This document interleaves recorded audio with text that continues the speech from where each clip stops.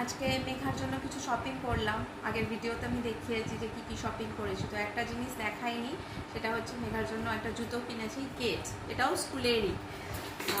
এই যে এই যে সাদা কেক কেনা হয়েছে অজন্তার থেকে। এই যে এই সাদা কেকস, মানে পা এতই বড় হয়ে যাচ্ছে যে এই যে এই পেয়ার এটা কিনতে হয়েছে।